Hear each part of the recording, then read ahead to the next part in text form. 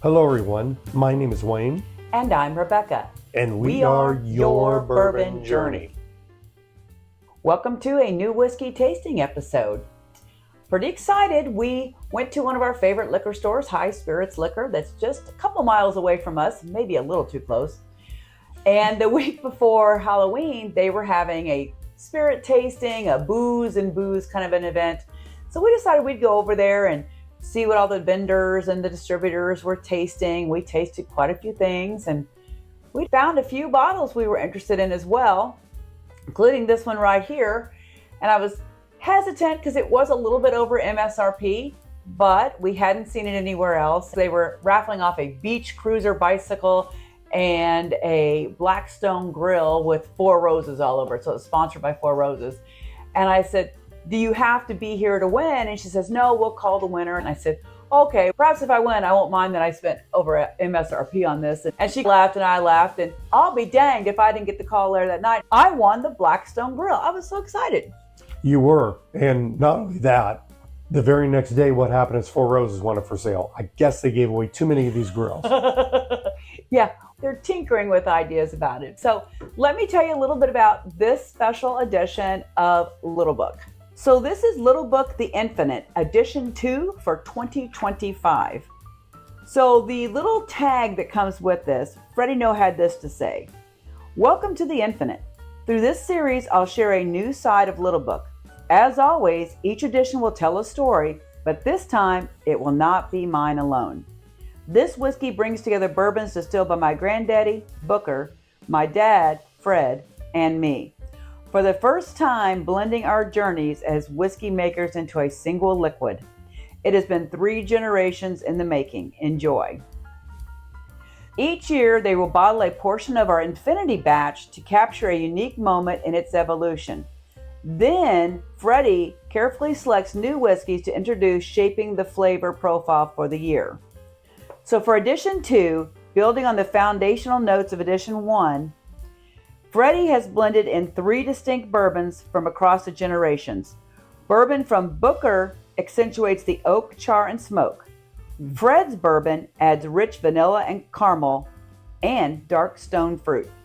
Freddie's own bourbon brings brightness to the blend with notes of fresh apple and pear. He encourages us to savor Edition 2 and come back in a year for its evolution. So this is a Kentucky Straight Bourbon Whiskey. It is blended more than likely from 2 mash bills. They have 2. One is a low rye, 13%, and one is a high rye, which is 27%.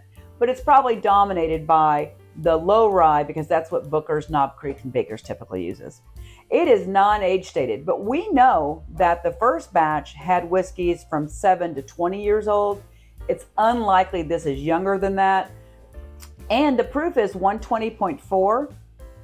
The MSRP is $200, and on October 24th, we paid $250 for this at High Spirits Liquor in Evansville, Indiana. So I'm very excited to try it. We do like Little Book. You do?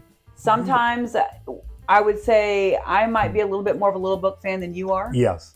But I find them fascinating because you never know what they're going to be. They literally are a different chapter every time. So you can't walk into it with any kind of expectations. I love the idea of the Infinity bottle. Mm-hmm. And that first batch, that first blending they did, there will always be some of that in here. I remember when we were at their dinner, it's been over a year now, and they were talking about the release of the Edition 1. We asked the question, how long will you be able to do that? And he says, well, each year, obviously, it's going to be a smaller and smaller percentage because the Infinity bottle is going to go away. But then each year, they also have added to that vat, let's say, some of the Edition 2. So now Edition 1 also has Edition 2. So it will just keep on. It's this Lerna method that they use in brandies and cognacs and things like that. So let's take a peek at this. Oh, okay. It's got a pretty color. You know, it's got some older whiskey in it. Maybe it will help my voice come back. Lost my voice a couple days ago and been struggling with it since. I sound like Peter Brady. This smells like Jim Beam products to me. Oh, yeah.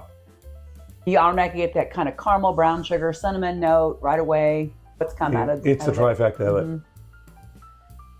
Don't get any peanuts. I like that about Beam. They have different varieties. Knob Creek's a little different from Booker's, which is a little different from something else. But you always get that baseline of the caramel, brown sugar. Yeah, you can tell they're all related. There are some sweet notes on this. I don't always get a lot of sweet notes on Jim Beam. We did on the most recent Booker's we tried. We got some cherry notes on that. This does have some brightness. So Freddie said he tried to pick some barrels that would bring some brightness, and I am finding that. Could be the power of suggestion now.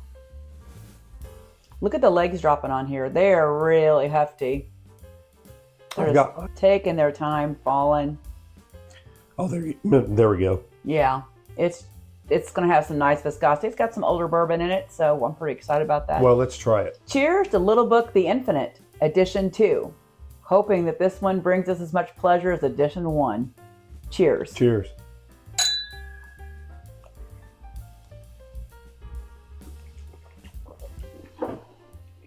That is really good. There are barrel notes in this, big time in the front. It is rivaling the caramel and the brown sugar. Yeah, he talked about, to honor Booker, he really wanted to have some char and some barrel notes in there, and I am getting that. I wish I'd have met Booker. He sounded like a man that was right after my bourbon heart.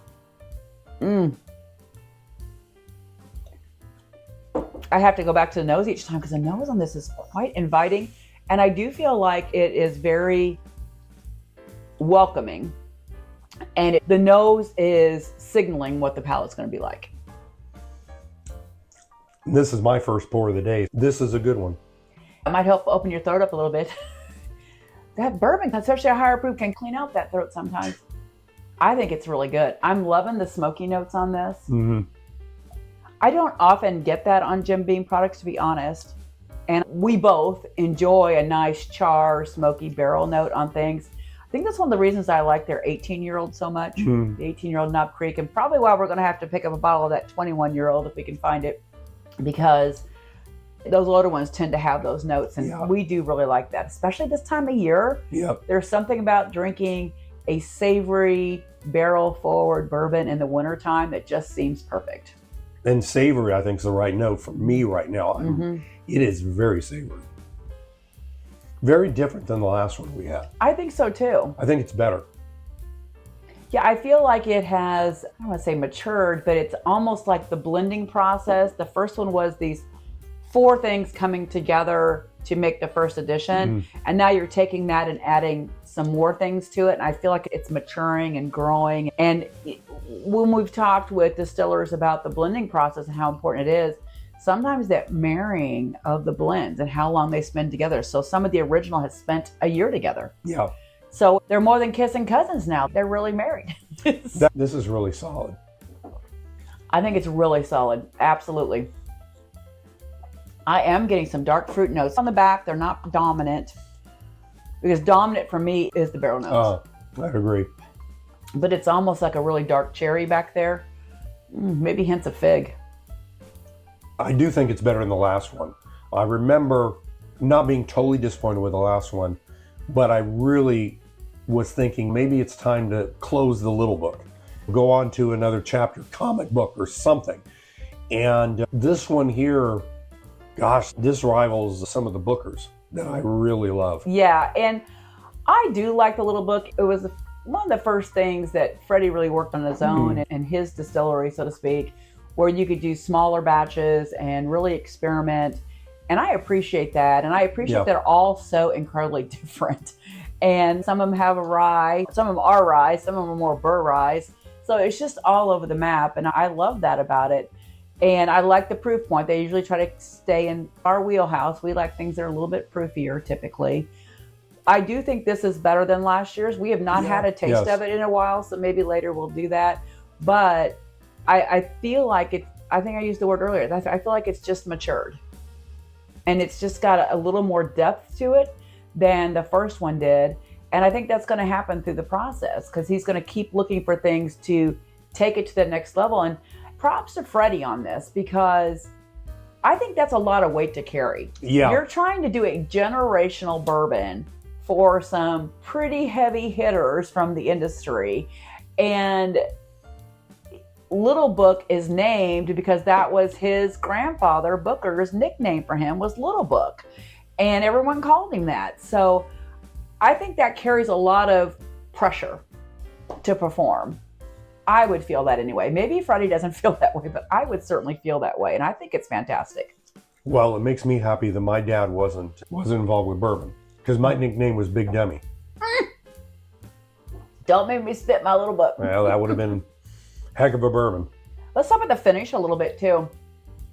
It is long and lingering. I'm getting little bits of cinnamon and black pepper on the finish.